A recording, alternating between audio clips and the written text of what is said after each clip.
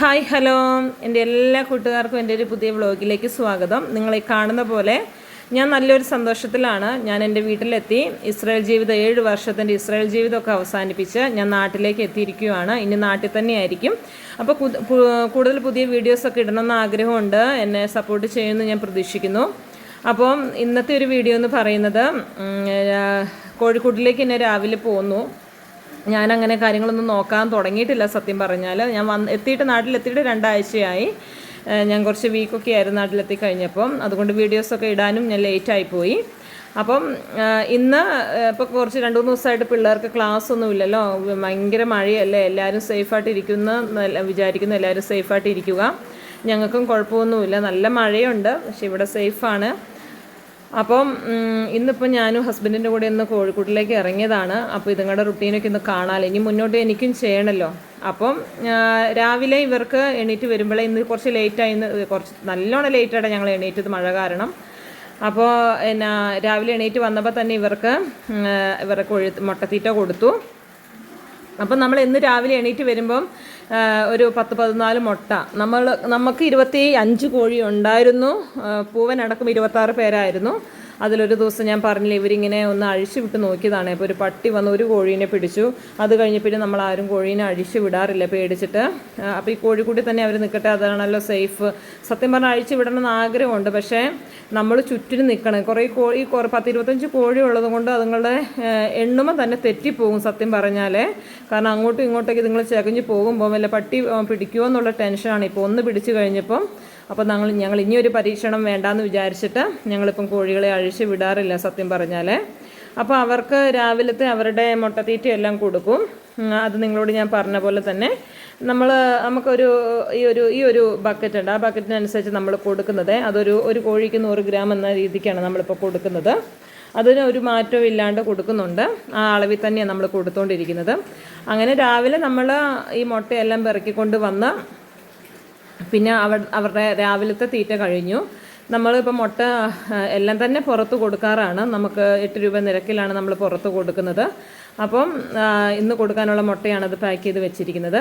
അത് കഴിഞ്ഞിട്ട് ഒരു മണിക്കൂറോളം കഴിഞ്ഞിട്ടാണ് പിന്നെ ഇവർക്ക് അത് ഡെയിലി കൊടുക്കുന്നതാണ്. എന്നും കൊടുക്കും, രാവിലെയും കൊടുക്കും, വൈകുന്നേരം കൊടുക്കും. നമ്മുടെ വാഴപ്പിണ്ടി കൊത്തിയരിഞ്ഞ് കൊടുക്കും. അത് എത്രയോ നാളുകളായിട്ട് നമ്മളിപ്പം കൊടുത്തുകൊണ്ടിരിക്കുന്നത്. നല്ലതാണത്. കാരണം ഇതുങ്ങൾക്ക് ആ തീറ്റയിൽ മാത്രം, വലിയ കോഴികളായതുകൊണ്ട് തീറ്റയിൽ മാത്രം അതുങ്ങളുടെ വിശപ്പ് മാറുന്നില്ല. അപ്പം നമുക്ക് വേറെ ചോറോ അങ്ങനത്തെ കാര്യങ്ങളൊന്നും കൊടുക്കാനും പറ്റത്തില്ലല്ലോ. അതുകൊണ്ട് നമ്മൾ നമ്മുടെ വാഴപ്പിണ്ടിയും കൂടെ അരിഞ്ഞിട്ട് കൊടുക്കുന്നുണ്ട്. അവർ കഴിക്കുന്നുണ്ട്. ആദ്യമൊക്കെ ഇച്ചിരി തെറിപ്പിച്ച് കളയും, പക്ഷെ അവർ കഴിക്കുന്നുണ്ട്. പതുക്കെയാണെങ്കിലും അവർ നല്ലോണം കഴിക്കുന്നുണ്ട്. അതുപോലെ തന്നെ നിങ്ങൾ ഈ വീഡിയോ കാണുന്ന പോലെ ഞങ്ങൾ ഈ നമ്മുടെ പച്ചക്കറിയുടെ വേസ്റ്റ്, അതുപോലെ തന്നെ നമ്മുടെ ഉള്ളിത്തൊണ്ട്, അങ്ങനത്തെ ഫ്രൂട്ട്സിൻ്റെ പഴത്തൊലി, അങ്ങനത്തെ കാര്യങ്ങളെല്ലാം നമ്മൾ കൊടുക്കാറുണ്ട്. അപ്പോൾ ഈ പറഞ്ഞ പോലെ അപ്പോൾ ഞാൻ എല്ലാ ദിവസവും ഇങ്ങനെ പച്ചക്കറി വേസ്റ്റ് എല്ലാം കൂടി എടുത്ത് കളക്ട് ചെയ്ത് വെക്കും. വൈകുന്നേരം ആകുമ്പോൾ നമ്മളത് പഴത്തൊലിയെല്ലാം നമ്മളിപ്പോൾ കാണിച്ച പോലെ അരിഞ്ഞിട്ടാണ് നമ്മൾ കൊടുക്കുന്നത്. അത് കൊത്തി തിന്നാനുള്ള എളുപ്പത്തിൽ നമ്മൾ എല്ലാ ദിവസവും അരിഞ്ഞിട്ട് കൊടുക്കുന്നു. പിന്നെ അതുപോലെ തന്നെ എന്താണെന്ന് വെച്ചാൽ നമ്മുടെ പുല്ലും കാര്യങ്ങളും ഇതിപ്പോൾ ഞങ്ങൾ ഈ കെട്ടി തൂക്കിയ പോലെ ഇതിപ്പോൾ ഇച്ചിരി കപ്പയിലയാണ്. അതിപ്പോൾ എന്ത് ഇലയാണേലും ഇപ്പം പയറുവള്ളി, പുല്ല്, അങ്ങനത്തെ കാര്യങ്ങളൊക്കെ നമ്മൾ കൊടുക്കാറുണ്ട്. പക്ഷേ തീറ്റ ചെലവ് ഇതിപ്പോൾ ഞങ്ങളിങ്ങനെ കൊടുക്കുന്ന കാരണം ഇതുങ്ങൾ വിശപ്പ് തുടങ്ങുമ്പോഴത്തേക്കും അവിടെ കിടന്ന് കാറാൻ തുടങ്ങും. അപ്പോൾ ഈ കാറെന്ന് കേൾക്കുമ്പോൾ നമുക്ക് സങ്കടം വന്നിട്ട് നമ്മൾ ഇങ്ങനത്തെ കാര്യങ്ങളെല്ലാം വെട്ടിയിട്ട് കൊടുക്കും. അല്ലാതെ നിവർത്തിയില്ല. പക്ഷേ എന്ന് വിചാരിച്ച് ഞാൻ കഴിഞ്ഞ വീഡിയോയിലൊക്കെ ഞാൻ പറഞ്ഞിട്ടുണ്ടായിരുന്നു തീറ്റ ചെലവ് കുറയ്ക്കാം. സത്യമാണ്, തീറ്റ ചെലവ് കുറയ്ക്കാമെന്ന് പറഞ്ഞാൽ ഇതുങ്ങൾക്ക് 100 ഗ്രാം എന്തായാലും 100 അല്ലെങ്കിൽ 110 ഗ്രാം കൊടുക്കണം. കൊടുക്കാതിരിക്കാനും പറ്റില്ല. അങ്ങനെ കൊടുത്തില്ല എങ്കിൽ മുട്ട കുറയും, മുട്ടയുടെ വലിപ്പം കുറയും. ഞങ്ങൾ ഇതിൻ്റെ ഇടയ്ക്ക് കുറേ പരീക്ഷണങ്ങൾ ചെയ്തിട്ടുണ്ട്. കാര്യം പറഞ്ഞാലും ഗോതമ്പ് കൊടുത്തോളാം. എല്ലാം ഇതുങ്ങൾ കഴിക്കും. ഈ കോഴികളെ സംബന്ധിച്ച് എന്ത് വേണേലും കഴിക്കും. ഞങ്ങൾ ഗോതമ്പ് കൊടുത്തിട്ടുണ്ട്, ചോറ് കൊടുത്തിട്ടുണ്ട്, റേഷനരി, അങ്ങനത്തെ കാര്യങ്ങളെല്ലാം കൊടുത്ത് നോക്കിയിട്ടുണ്ട്. എന്താ പ്രശ്നം എന്ന് വെച്ചാൽ ഇതുങ്ങളെല്ലാം കഴിക്കും, പക്ഷെ നമുക്ക് മുട്ടയുടെ ഉൽപ്പാദനം കുറയും. അതുപോലെ തന്നെ മുട്ടയുടെ വലിപ്പം കുറയും. അതാണ് മെയിനായിട്ട്. കുഞ്ഞു മുട്ടകളൊക്കെ ഗോതമ്പ് കൊടുത്ത സമയത്ത് നമുക്ക് കുഞ്ഞു മുട്ടയുടെ വലിപ്പം നല്ലോണം കുറഞ്ഞിട്ടുണ്ടായിരുന്നു. അപ്പം അത് വല്ലാത്തൊരു, കാരണം നമ്മൾ പുറത്ത് വീട്ടിലുപയോഗിക്കുകയാണെങ്കിൽ കുഴപ്പമില്ല. നമ്മൾ ഇതിനകത്തുനിന്നൊരു ലാഭം നേടാൻ വേണ്ടിയാണല്ലോ നമ്മൾ ഇത്രയും കോഴികളെ വളർത്താൻ ഉദ്ദേശിക്കും. വീട്ടാവശ്യത്തിനാണെങ്കിൽ ഒക്കെ ഇച്ചിരി വലിപ്പം കുറഞ്ഞാൽ നമുക്ക് കുഴപ്പമില്ല. നമ്മളൊരു വിലയ്ക്ക് പുറത്ത് കൊടുക്കുമ്പോൾ മുട്ടയ്ക്ക് അത്യാവശ്യം വലിപ്പം വേണം.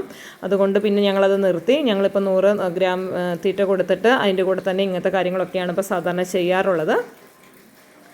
അപ്പം ഇന്നത്തെ വീഡിയോ ഇത്രയൊക്കെ ഉള്ളൂ. ഇനി കുറേ കാര്യങ്ങളൊക്കെ ആയിട്ട് വീഡിയോസ് ഇടണമെന്ന് വിചാരിക്കുന്നു. അപ്പം നല്ല മഴയാണ്, എല്ലാവരും സേഫായിട്ടിരിക്കുക. മഴയൊക്കെ മാറി പിള്ളേരൊക്കെ സ്കൂളിൽ പോകാൻ തുടങ്ങട്ടെ എന്ന് പ്രാർത്ഥിക്കാം. അപ്പം അടുത്തൊരു വീഡിയോ ആയിട്ട് ഞാൻ നിങ്ങളുടെ മുന്നിലേക്ക് വരുന്നതായിരിക്കും. അതുവരെ എന്നെ ഇത്രയും കാലം സപ്പോർട്ട് ചെയ്ത എല്ലാ കൂട്ടുകാർക്കും ഒത്തിരി ഒത്തിരി നന്ദിയുണ്ട്. അപ്പോൾ okay, thank you so much.